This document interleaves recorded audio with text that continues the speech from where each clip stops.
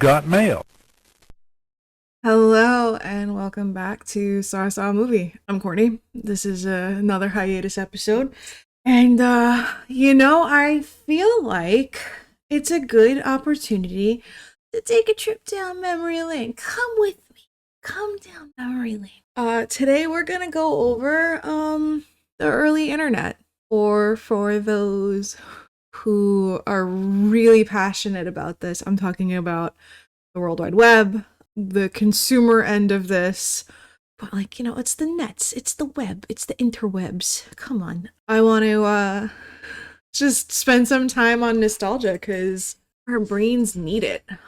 There is a science behind nostalgia. It releases dopamine in our brains. It's comforting. It's a psychological resource that can boost well-being, foster social connections because we're all sharing some levels of similar memories, and we're speaking our experiences on those memories. It provides like a sense of continuity in life. It can act as a buffer against loneliness, anxiety, boredom, and it's comforting during like stressful transitions or sad times.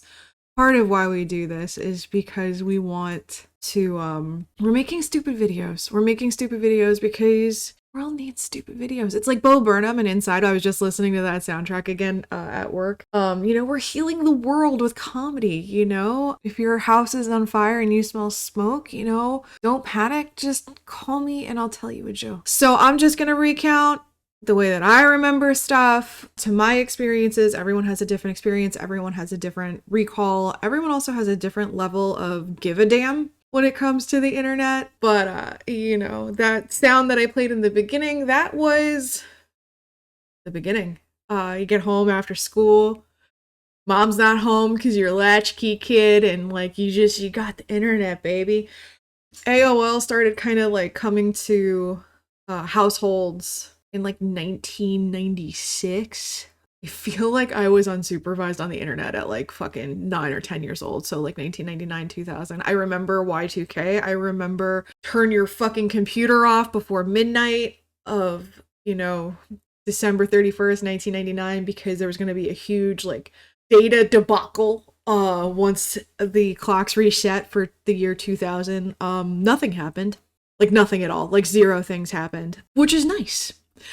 But what that sound was for the people who were born after dial-up stopped, it's called an acoustic modem handshake, which is a term that I learned 10 minutes ago. Basically, it's called dial-up. It uses your phone line to access the internet. If you're lucky, it took like 30 seconds to connect. Sometimes it would take longer. So it wasn't just like the internet was always there waiting like it is now. Like right now, you open up your window, boom, there's the internet. No problem. No waiting. If you have to wait for a page to load and you're waiting over one Mississippi, it's like, okay, I'm going to throw my phone into a fucking lake. But it required an open phone line, and then it would tie up that home phone line. So if you were making a dial-up connection and then mom picks up the phone to dial a friend, it would interrupt that connection to the internet. The internet took a backseat to the telephone. So in the beginning, there was light. No, I'm just kidding. In the beginning for households, I guess, it's AOL kind of pioneered commercial World Wide Web access. You used to have to pay for the amount of time that you use the internet. And then they changed it. They changed it to like a subscription, and then they would send in the mail these CDs with like a free month, a free month, a free month. And they would send them so frequently that I actually used some of the CDs as like coasters in my bedroom because like there were so many months. And within AOL, there were chat rooms and web browsing, and you could access Yahoo when that became available. Ask Jeeves was the search engine. Then Google when that started too, and then it had an instant messenger within it. So you'd always hear like doors creaking open and slamming. But before the instant messenger were the chat rooms where many a child was completely unsupervised, talking to people in different countries, sharing way too much information. I was definitely in those chat rooms. I definitely didn't think that there was anything wrong with it. I was just like, nah, they're nice people. People are nice. You know, I'm fucking 10 years old. What do I think about predators? Nothing. I think nothing about predators. Oh God, I remember there was chat rooms for like video games and stuff. I specifically remember being in the ones for Kingdom Hearts. So that was probably like 2001, 2002. So I was like 11, 12 years old. And there was a girl who said she was a model from Japan, and I think her handle was like Neko Kitty. And she always had those little cute, like little cat little emojis with little beep beep beep beep beep beep. This was a time before Uwu. But she like would send pictures, and she was, oh my gosh, she was beautiful. Only recently did it occur to me that this could have been like some fucking scary motherfucking dude in his mom's basement in fucking, like, I don't know, the middle of fucking nowhere, or around the corner. That I mean, there could be in your backyard. I didn't like, it's not like I shared photos or anything, because my family didn't have the technology to share photos. I was on my family computer because, back in my day, there was a family computer. There was one computer for the whole household. Some people who had enough space in their homes for the extra room had a whole computer room, and it was like an office that was dedicated to the family computer. We didn't really have a computer room, really. Like, we had like an open concept, but we had one computer, family computer. My baby's first operating system was Windows 95, and we all took turns on the internet. Depending on who got home first was who hit the internet first. And then we would log off for dinner, and then like we would be off for the night. Like, we weren't constantly connected. It was like an appointment to some degree. And then the family computer continued probably until maybe like 2008, 2009. I was in college before I got my own computer. I feel like we didn't have Wi-Fi until then. Could be wrong. Like, through high school, we had a family computer, and like my brother and I would kind of like we had AIM. So that's AOL Instant Messenger, and it was just an instant messenger. So we had AIM. I had cousins that had MSN Messenger. So I had both. With AIM, at first it was one account at a time that you could have open. And then I think eventually you could kind of just toggle through the accounts and have them both open. But like, if you weren't at the computer, you would put up what's called an away message, and you could either tell your friends where you are so they can meet you, because this is pretty much before anyone had a cell phone in their pocket all the time. Or, you put up a really cryptic song lyric. That was AIM. And eventually it did become like an iPhone app, but it died because now we have the capability to text one another. So that was like the beginning of my experience with like instant messaging and like being at people's disposals, and not just like, okay, I gotta call her landline and talk to her mom. Is she around? Okay, yeah, but they can't call, like, can't talk longer than this amount of time because it costs money. But if you call after 9, it's not as expensive, or it could be even free. But then like, you have a time limit, and it's like a whole thing. So like, you'd run home from school, grab your snack, hop on the internet, go on AOL, and hit the web. There were like old Flash games that were really fun, that were actually really like crudely animated. My favorite one was Lemonade Stand. So Lemonade Stand, I look back on fondly. There was also a Flash game that I found hilarious. I thought it was funny before I knew what the euphemism was, and now as an adult, I'm like, that's fucking clever. It was called Spank the Monkey, and basically, it was this inflatable monkey, and then your cursor grabs like a hand. It's like a 3D rendering of a hand, and you grab it with your cursor, and like, if you drag it, it kind of like, it moves, and you pow! You slap the monkey and he flies off the screen, and then it measures the distance at which you whacked it all the way off the screen. Like, that was really fun. Snood holds a special place in my heart. Specifically, Specifically, this is I mean, I want to say that this is a universal experience because I know more than one person who has had it, but it could not be. But snood while listening to Dashboard Confessional, fucking peak. And then there was a host of entertainment websites, like eBaum's World, which had the video End of the World, which like every millennial that you know knows that video. I'm pretty sure we have a lot of like call and response triggers. Like we have like a lot of them. You know, if you go to a millennial and you'd be like, oh, that's a pretty sweet earth. Like they will 100% be like round, like every time. I lost my light.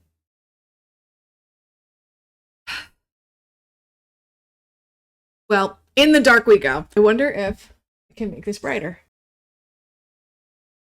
That's not helpful. Yeah, that's ugly. Hold on. Nope. Ooh. Ooh. Ooh. Spooky. Whoa, I hate that. No, okay. Jesus Christ. Hold on. We're gonna just roll with this one. Because I lost my stupid little clippy light here. Because I suck and I don't charge stuff. I'm a really good podcaster, you guys. I'm really fucking good at this. So, eBaum's World had End of the World. I didn't really use eBaum's World because there were always so many pop-ups. But there was also Newgrounds, which was like home of a Star Wars gangster rap, which I still remember like half of the words to. Salad Fingers, which I watched exactly once because it was creepy as all shit. And I personally really enjoyed Banana Phone. It was a Flash video that was terribly animated about someone who got Raffi's Banana Phone song stuck in their head and actually like fucking went insane. And then there was Albino Black Sheep, which brought us Badgers, Peanut Butter Jelly Time, which made it onto Family Guy. And I really loved the llama song. I still know the words to the llama song. And then, you know, the reason why we're all here is YouTube. I remember the beginning. I believe presently Smosh is the longest running YouTube channel. I feel like their first video was something about Power Rangers and it was like a lip sync and like nobody ever did that before. And then I also remember, this could be wrong, I had a friend that we were sitting at his family computer and we were going through all these videos, and this was probably like 2005, 2006. So it's not even like the beginning, but it's pretty early. And I think that Smosh did a video to the song Capital H by Newfound Glory, and I couldn't find it. I looked for a whole 5.5 seconds and I couldn't find it. So I don't know if I'm making that up in my brain. Also around that time was a comedy duo out of Gonzaga University called Barats and Beretta. I still think they're fucking hilarious. I think Joe Beretta went on to do stuff on YouTube's after. I think he did work with Phil DeFranco. Again, I'm terrible because there is a whole big fat gap in my relationship with YouTube. We were on a hefty break, which is awesome because like my nostalgia and like my memory of it, there's like a hard stop point. And then I have not experienced a great deal of stuff that are like staples for modern internet. Like, I don't know about The Annoying Orange. I vaguely remember Crazy Frog. Jen used the word mogging. I don't know what the fuck that means.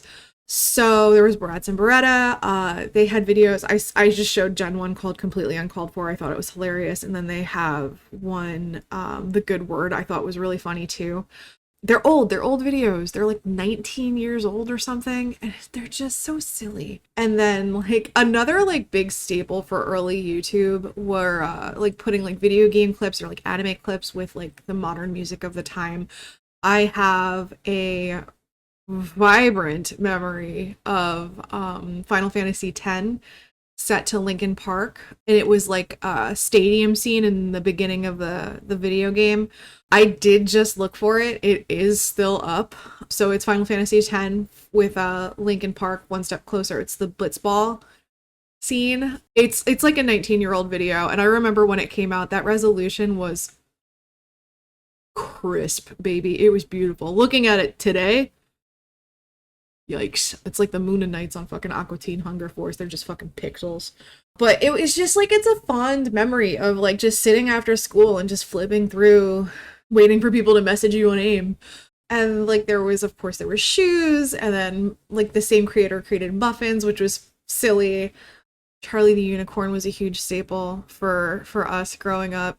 Almost every single millennial can recite Charlie the Unicorn. Again, it's like a KGB sleeper fucking trigger word. And like there were just other, it was just like, it was a sillier time. We had the G.I. Joe parodies, like, you know, like pork chop sandwiches, blah, blah, blah, blah, blah. Like they were just so silly. They were like overdubs to old G.I. Joe cartoons, and they were just pure nonsense. You know, there's one who's like, I'm a computer, stop all the downloading, help computer. Like, it's just stupid. But it was so silly, and like, y'all can't judge us because I don't even know what Skibbity Toilet is. Like, you know, every generation has their bullshit stupid videos. So like, don't poo-poo mine, because I'm not gonna poo-poo yours. Mostly because I don't know about it. But there were just like silly stuff. There's a whole South Park episode on like those viral videos that came out around that time, like the chocolate rain guy, and then like that surprised gopher that's like John.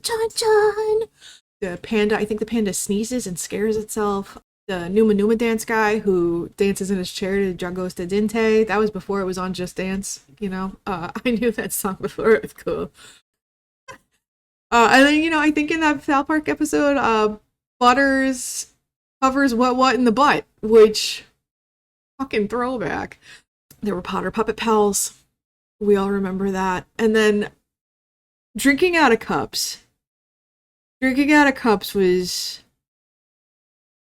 it was something. It was so silly. So drinking out of cups was a video of a animated lizard set to the audio. I think the lore is that this guy was like tripping balls or something, and he was just going on a crazy drug-induced rant, and he was talking absolute nonsense. So he's talking like about like you just, it's something you gotta experience. But he brings out these random things like, you know, like fucking Mr. Balloon Hands, or like Mr. Walkway, you know, you Mr. Walkway, don't walk on me on a walkway. Like he's just crazy. He's just all over the place, and it's so fucking entertaining because it's dumb.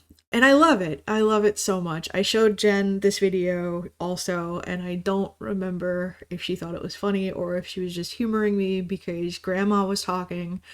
This is my nostalgia. This is like the millennials collective experience on the internet. I feel, you know, like I remember an internet before memes. We were there when Facebook started.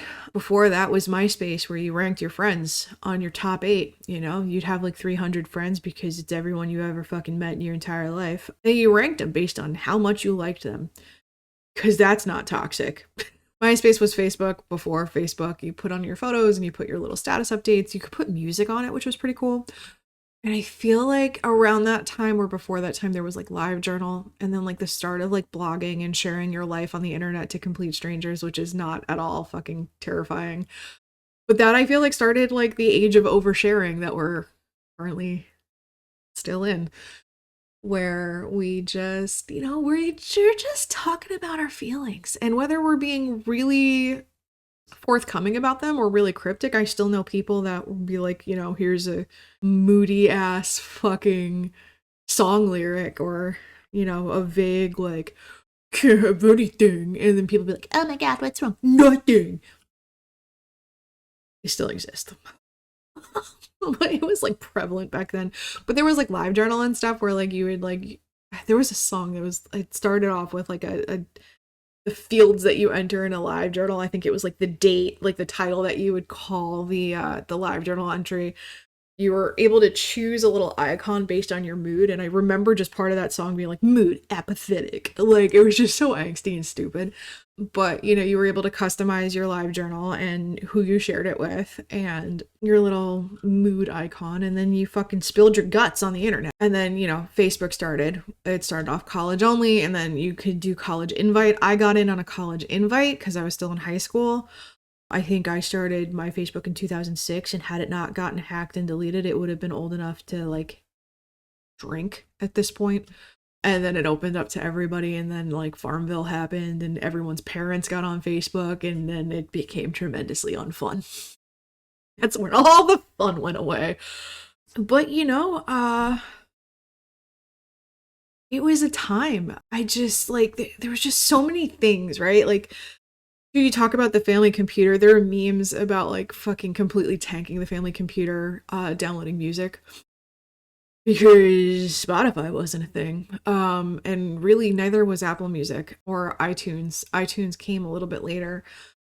There was like Windows Media Player, which had some trippy ass animations, and every single Windows Media Player came with the David Byrne song.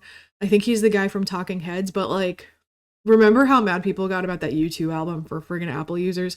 Like every single Windows computer with Windows XP had David Byrne's What Humans Do. Every single one, bar none. Nobody fucking complained. There was the time of Napster, which was one of the first, if not the first, music downloading website. The notorious lawsuit between Napster and Metallica, because, Metallica was like, hey, you're pirating our stuff and we should really get paid for that. So if you could go to a CD store, because those existed back then too, there were CD stores where you could buy CDs for music to play on your stereo that had a CD player in your home. But people would purchase CDs and then rip them to their computers and then put them up for download. And then you would then download off of Napster, or later it would be Kazaa or LimeWire, or then you'd start torrenting and you'd burn them onto a CD. For the youth, it doesn't mean that we set the CD on fire. It was software that allowed us to take a blank disk and put data onto it. Most of the time that data was music. But you could put like files on there. It just made more sense to put files on a floppy disk because you could take them off and put them back on, kind of like a thumb drive.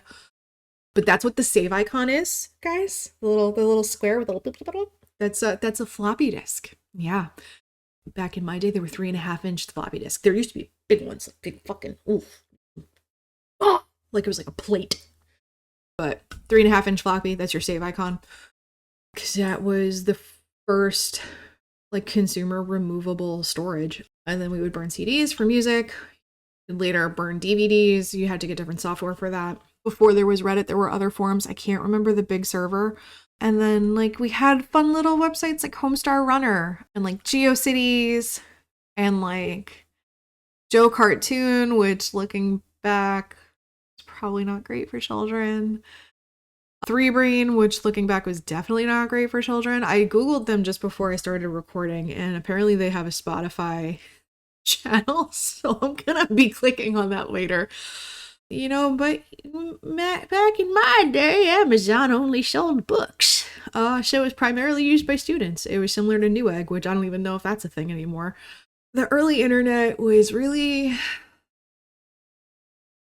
different. And I'm not, like, obviously this isn't comprehensive. This is just my experience. If you have other experiences, if you have other things that you remember, things that you look fondly on, please feel free to leave a comment. We could discuss. I can revisit this topic. I could talk about this forever. Like I said, nostalgia is good for your brain. The internet in the beginning was about patience. The World Wide Web, more like World Wide Wait, am I right? Like nothing was instant. We did not have instant gratification back then. There was none of that. And being part of the first generation to like grow up with a computer, we learned a lot about like adapting to the computers, which was cool. Like my keyboard is like an extension of my fucking hands at this point. It's terrifying. I'm pretty okay with a cell phone, but like I feel like I can still navigate a computer for the most part. I could still kind of learn a new program. Of course, I'm getting older now, so I panic when I open a new program. Like the first time I opened up Adobe Illustrator after using Photoshop for 15 years, I opened up Illustrator and I was like, what's this?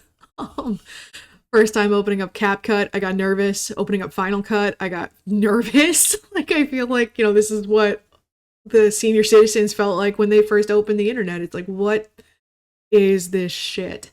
But you know, we adapt, we move on. There used to be auxiliary speakers on these Windows computers. There probably still are. I have auxiliary speakers on my computer at work. But when you're listening to music and a phone was about to, like a phone call was about to come through, because there were a lot of like cordless phones and there were phones that hung up on your wall, right? And they had the squiggly wire, and then like your mom would walk through the house with the squiggly wire, and then you'd get like fucking clotheslined.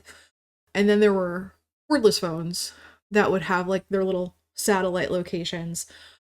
So I think it was when cordless phones started becoming like a thing, and like you would have your music on your computer and you'd have these auxiliary speakers.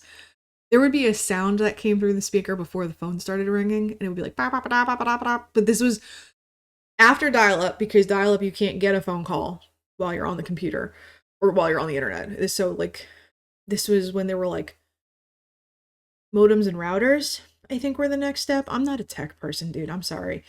So that you were able to be on the phone and on the internet simultaneously, which was like fucking mind-blowing. But yeah, there would be like a sound that came through before your phone rang, and like it would always be funny to hear it and be like, oh, phone's gonna ring, and then the phone rings.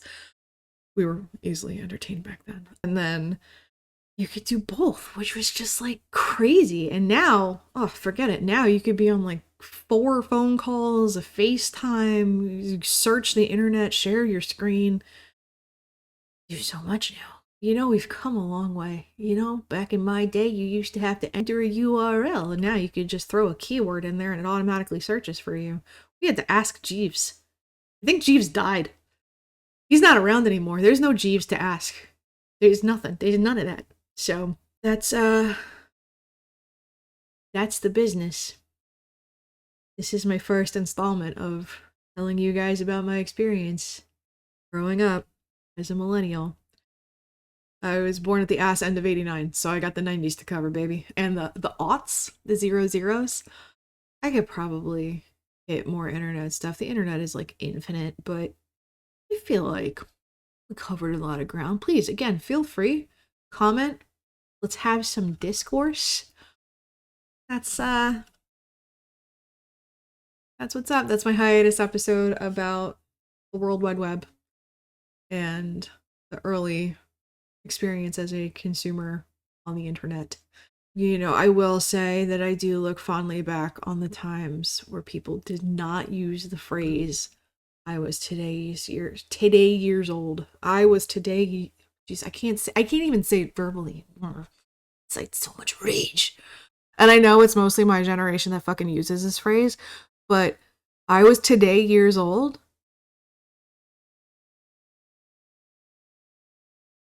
Stop it. I'm looking at you. Stop. Today years old is not a thing. You can't be today years old. You could have learned something today, but you're not today years old. How old are you? Today years old. That's not a fucking age. How old is your baby? Today years old. That's not a fucking age. What's wrong with you, Susan? What's wrong with you? Can we just stop that? I was today years old. That's not an age. I miss the internet before that phrase. Specifically. I specifically miss the internet before that phrase. Because I just about lost my mind the other day when I saw another fucking meme. As I was today years old when I learned that nifty is short for magnificent. I don't fucking care, bro.